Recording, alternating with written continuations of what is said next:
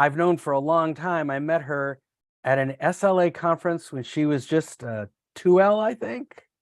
I think you're right. Yeah, 2L.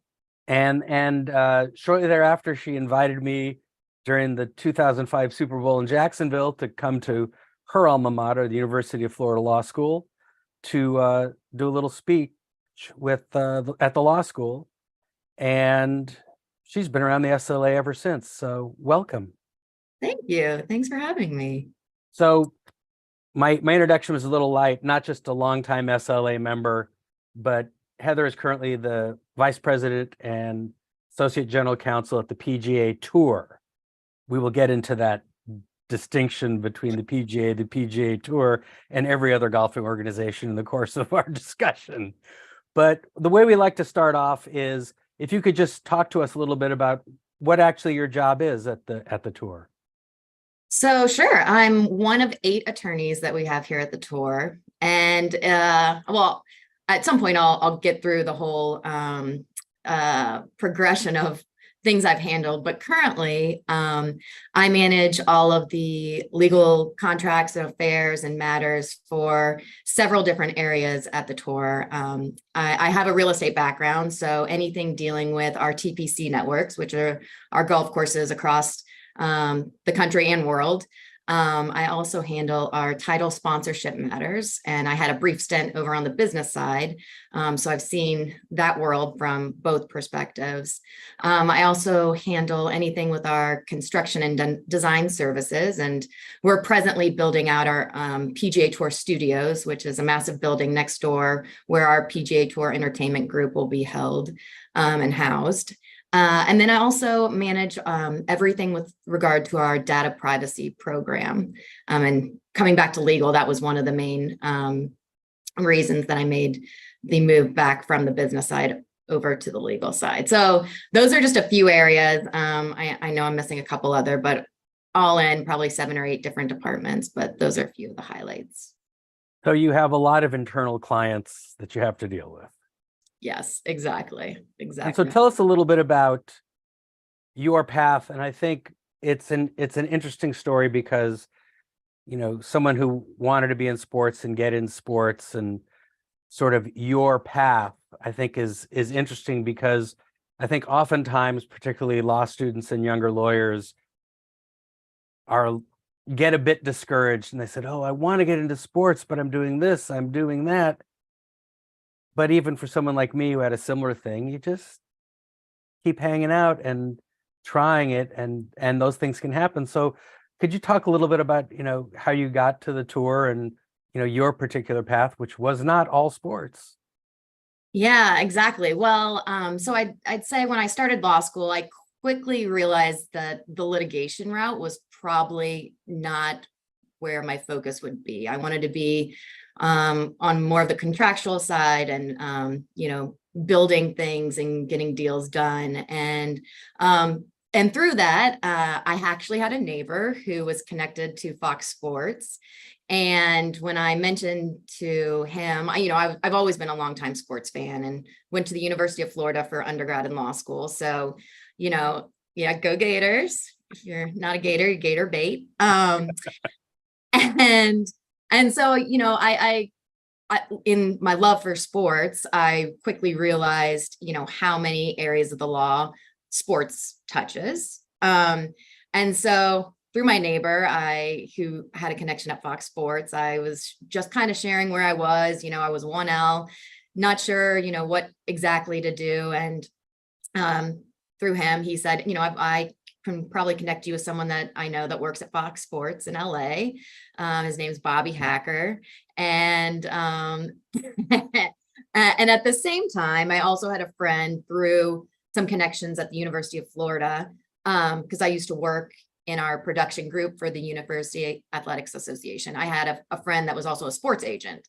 So kind of at the same time, parallel, I spoke with you, and your number one recommendation was you need to come to the Sports Lawyers Association conference. You're gonna meet a lot of people. You'll hear about, things in sports that are, in the legal world that you may not even consider right now, whether that's, on the intellectual property side or, whatnot. It's not just working in-house at a team or a league. There's the brand side. There's so many things that touch sports. So, you'll get, it's an opportunity to network, and then you'll just learn so much about the industry as a whole. So come out to that conference. So that was the first tip. And then at the same time, my connection through a sports agent, he worked down at Greenberg Traurig in Miami. And he said, why don't you come and summer with me? Because at that point I was a 1L and, not a ton of options from, what I could see as far as a true summer associate program. And so that summer, we actually had a gentleman drafted in the first round of the NBA draft, and he had several clients with the Heat. And I quickly learned that I loved sports, and the industry was so dynamic and fast paced and sexy and all the things that you would think it was. But I didn't think a sports agent route was probably in the cards for me.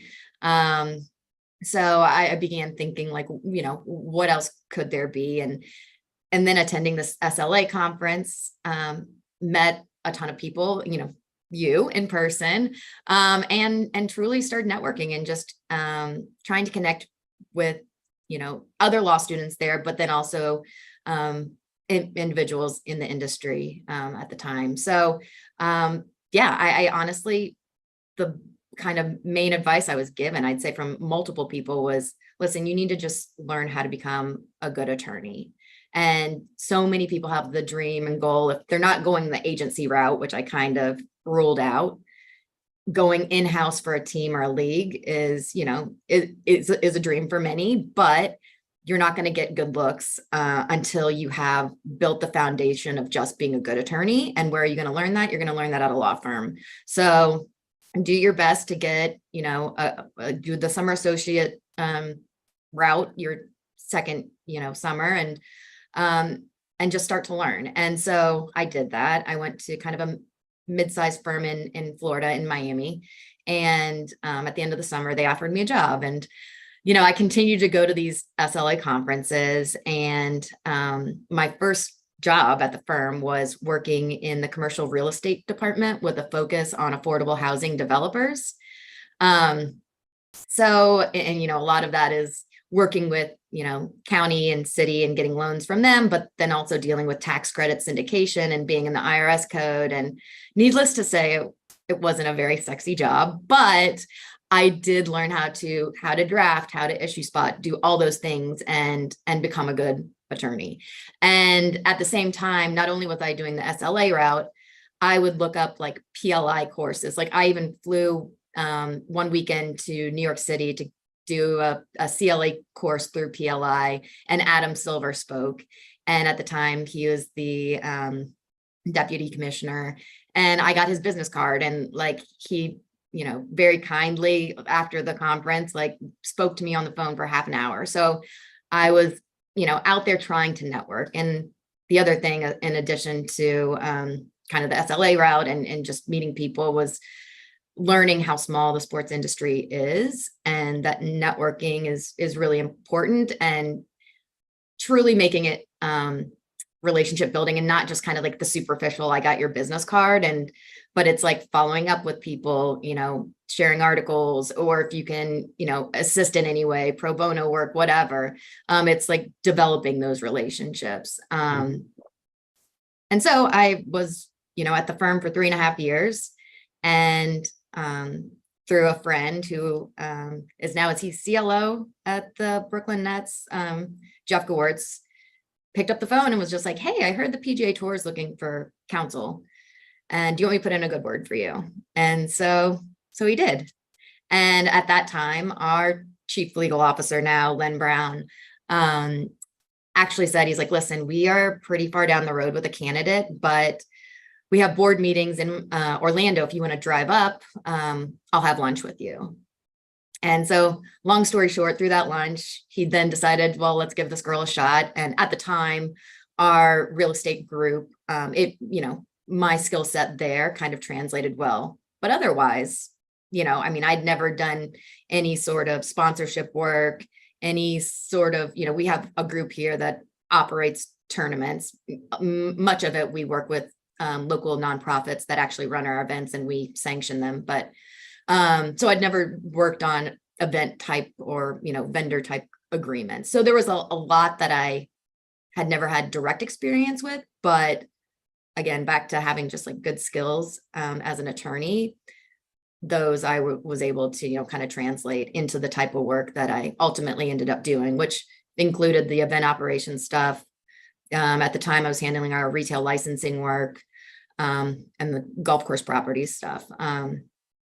Yeah. And so there, I mean, do you want me to keep going? No, I think it's really great to hear, because so many people say, they have an idea of what being a sports lawyer is. And I've told the story on the show a couple times, dealing with someone who's a counsel to one of the Power 5 conferences, and told her that she should join the Sports Lawyers Association. And there was a law and cause, and she said, I didn't even know I was a sports lawyer. And I said, well, you're representing a conference in athletics, you're a sports lawyer.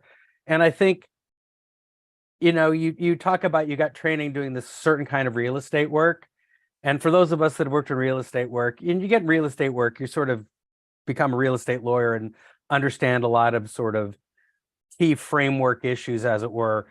And you can find out that you're a sports lawyer only doing real estate work because you're working around sports properties and in sports. And, even in my days at Fox, there were situations where, somebody would say, so you used to be a real estate lawyer, right? And I went, yes. Can you look at this? I go, sure. Yeah. But it's, one of the things that you learn, especially one of the very first things I learned in law school, actually before law school, from a cousin of mine who was in-house GC, was he gave me a book and he said, the most important thing in this book is the concept of arguing by analogy. You learn something and you can use that with the skills you have and your research abilities to find a common ground, to find a place, find an analogous situation. And so dealing with golf courses is not low-income housing, but it's a real estate sort of skill set where you're learning about a lot of similar issues. So I think if you take I'm really happy the way you've laid out sort of your personal story, because it shows that the path to getting into sports is sometimes not the straightest road in the world. But as you said, and even, I've talked about before, not everybody wants to train someone and they're hoping that there's a law firm experience that trains them. Because truth be told, most of us get out of law school absent a great summer program where we actually did work, not with a lot in our tool belt. We got a tool belt. We don't have any tools in it yet. And those early days in firms teach you the skills that you build upon and build upon and build upon. And that's what you did. And, you got in definitely in sports. And then people say, oh, what do you do in sports? And you go, well, I do sponsorship deals. Well, but you're supporting sports properties. So I think that's really a really good lesson. I'm curious, and you set me straight on this earlier, but I think there's a lot of confusion because I'm not going to talk about the newest of them, but you've got the PGA Tour, you've got the PGA of America, you got the USGA, who are all sort of golf organizations in America. Can you sort of talk about how the differences between them? Sure. So the PGA of America, which operates the PGA Championship, and the PGA Tour were one organization. And then in 1968, the members realized, there's two groups here with very different interests. One of which are the touring professionals. So, the Tiger Woods and Arnold Palmers.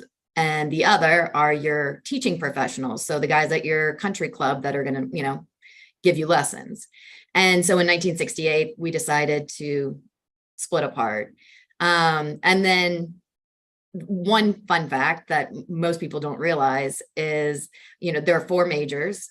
We like to say the Players Championship is the 5th major, but I agree 100%. And it should be still out on that. But so you have the PGA Tour touring professionals, us, and we go by the tour. when you say just PGA, you're talking about the PGA of America that operates the PGA Championship. And then the four majors, back to that, are not one of them is operated by the PGA Tour. So the touring professional 501c6 membership group that I work for doesn't actually operate one of the four majors. But then there's also the USGA that you mentioned, and that's the, the rules of the game, right? So the rules governing body. You have Augusta, and they operate the US Open, and then Augusta National, which is the Masters. And then there's the Royal and Ancient, the R&A, which is, more closely associated with the European Tour group, but they operate the British Open. The Open Championship. The Open, yes. Formerly known as British Open, but yes. Yeah, so that's kind of the world we live in. And then also the LPGA. And then I also, next week, actually, I'll do a little plug, is National Golf Day in DC. And we have the American Golf Industry Coalition, which is formed by, the PGA of America, PGA Tour, LPGA, all the groups I just listed, but also there are associations like the Superintendent of America Association and the Golf Manufacturer, the Equipment Association and the Golf Course Managers Association. And so it's a day where we celebrate golf, but also give an opportunity for individuals in the industry to come to DC to meet with their representatives and talk about things in the industry that maybe in our world and putting on tournaments don't think about, but everything from, pesticides and turf grass, chemicals that might be affected by legislation to, passports and visas for individuals that come and work at golf courses during the summer. So it's a big industry so again, there's opportunities there that you may not necessarily think about when you're thinking about getting into sports. And I'm assuming that at the tour, and all of these organizations probably have a fairly significant lobbying force in DC. Yeah, so I mean, the AGIC's group is kind of like a central focus for many of them, but I would say most organizations have some sort of connection to DC. Yeah, I mean, it would seem it would be a welcome event in politics, the golfing community and golf courses, but I'll leave that to another discussion. One of the things you said you're working on, and again, it's one of those areas that this is a sports lawyer. You talked about working in the data privacy group, and we have talked a lot in the SLA and various panels about those sorts of issues, but in the digital world in which we live, they're far more prevalent than ever, and it impacts in many ways. What sorts of things are you doing in that space these days? Sure. So I'll back up to, there was a period when our commissioner was managing and running our sponsorship and business development group that he pulled me over and I worked in our title sponsor relations team, managing those relationships for 3.5 years. But then in 2017, our CLO came to me and said, hey, we're building out our data analytics group. We want to get to know who our fans are at a deeper, more personal level. And there's also this new regulation coming out of the European Union, GDPR. And, because of that, we need someone to be an expert. You have all the institutional knowledge from your, 10 years at the tour. What if you came back and we trained you, got you the training you needed for, anything related to privacy law? So I actually came back to the legal side of the house and became a certified information privacy professional through the IAPP. But in addition to the European Union having a law, US states are starting to pass their individuals laws, and I'm sure you're well aware. California, baby, California. You guys make my life tough. But when I came back over, we did kind of an analysis of our digital property, so PGAtour.com, and kind of strengths and weaknesses with respect to how it, lined up against the European law that was coming out. And so through that, we then rolled out kind of an analysis through each of our departments, and then also did data mapping and inventory of our different departments and figured out where our data lived, who was processing, touching it. And, that can be anything from a fan that goes on pgatour.com and signs up to create a profile to, our players' information or our employee information, or people that buy tickets through Ticketmaster. I mean, there's just so much PII, personally identifiable information that, we touch. And so through that, we built out our first ever enterprise-wide privacy framework. I put together a data privacy working group that meets every 2 weeks to discuss kind of the latest and greatest issues around privacy and how we're processing things. And I mean, there's so much that goes into it, but I will say that is an area of the law that I think is, only going to get larger. It'll be an area that I think people can ask a nice price for as far as compensation goes. So yeah, I mean, I think data privacy is one area that I would encourage, specifically students to take a look at and see if there's an interest there, because I think it's only going to get more important. Yeah, one of the touch points on data analytics and privacy and those issues comes up a lot more in team sports, and I'm just curious where it touches on, your PGA Tour Pros, which is the data on performance. So, heart rate, things like that, any kind of that tracking. Do you have any policies in place with regard to the golfers themselves about what they make available to you, what you can have? Because unlike other major leagues, there's no collective bargaining agreement where they've agreed on these rules. Is there what's the action in sort of that space within the golf world? Yeah, so you're right. So we're a 501c6 membership organization. So for all intents and purposes, our players are kind of like independent contractors. So no CBA. They decide when they play and when they don't. But that said, with regard to their health and biometric data, we've dipped our toes into it a little bit in connection with our partnership that we had with Whoop. We kind of asked for players who were interested in having some of their data kind of woven through the broadcast of a couple of our events. Just if they were interested, we just needed to get their consent. But at this point, there's not a wholesale program where we've gone membership wide to get consent around that and analysis of that. So as you know, I think I would be in the class of what's called a golf nut, and love watching golf and love playing golf like so many people. But one of the greatest things that's happened lately is mic'd players on a hole in a golf tournament. As an audience member, I think it's fabulous. I don't know how these guys can do it like in the middle of a tournament, but they do it. Was that something that was worked out through your group, or is that the networks going to the golfers individually? Do you know how that worked out? I mean, I think it was kind of a joint effort. Like, we obviously realize it makes for interesting content in television. So I think, both the tour and our broadcast partners have had interest in it, but what the future of that looks like, I'm not sure at this point. But yeah, I mean, I think, some guys are open to it and love it. And it's almost like how some guys love Waste Management, our Phoenix Open event, and some guys absolutely hate it. And, so I think it's something we could see more of. But well, look, I think the 16th that tournament is the scariest thing I've ever seen in my life. And not as scary as the people racing to get there when they open the gates. yes. But look, from my background,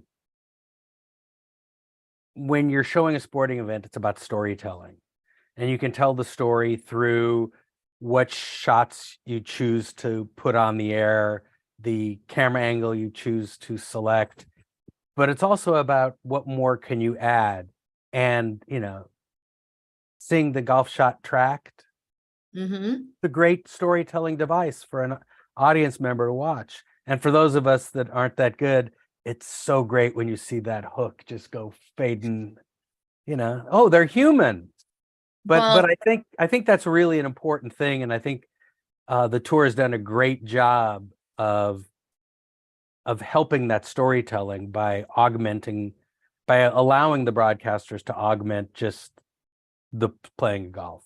yeah, I mean, and speaking of storytelling, we played a big role in getting the Netflix docuseries Full Swing into motion. And it's funny because we actually last Tuesday did kind of a showing with some in DC in partnership with Netflix and the MPA, the Motion Picture Association, with some, it was an invite to members of Congress. So through that, we watched a screening of Tony Finau and learning about his family and all he's been through. And then this past Sunday, Tony ended up winning. So it was, a really cool thing because, in watching it, you realize, he's all about family and his kids. And so then when you see your player know their story, it helps to root for them and makes it more compelling to see who these guys really are. So And for those of us that actually watch that and have, followed his career among the others, I saw something posted the next day where after he won the tournament, he was out on the par 3 course with his kids caddying. Yeah. And this is like between that and him sitting there singing hip hop in his car. It's great. It's great I stuff. mean, and this is, this is how you get fans interested and how you grow a fan base. And obviously, the tour's making money on their media rights deals, and it's important to get more fans engaged. And I would say that you've done a great job of augmenting the storytelling by more information, knowing more about these guys and the little backstories, which is great. And the ability for so many golfers to be interviewed and just find out about their round. It's really, really great. And I think that, the tour is doing a great job for the sport. I'm happy to see that there's a couple of these supersized events that they got going now. We'll have 17 designated events. And, we're moving back to the calendar year for the season and made some changes to the playoffs and field size. And so I think, more than ever, we're trying to make the game more exciting and fan engagement is so important. And our Netflix show got picked up for a second season, so there's more to come there. So I don't think it could be a more exciting time in our sport. And next month will be my 13th anniversary with the PGA Tour. So Wow. I feel like this has been the most exciting time that I've seen. So, well, it's great, when anytime you spend enough time as I did in an organization and you sort of look over your shoulder and you go, we were there and now we're here. And you sort of say to yourself, return your tray table to the locked and upright position because who knows what's ahead on this flight.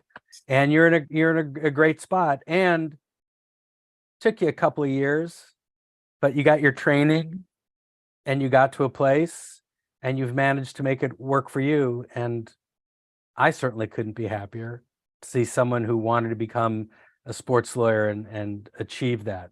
And you'll be there a long time if you want. Thanks, Bobby. I appreciate that.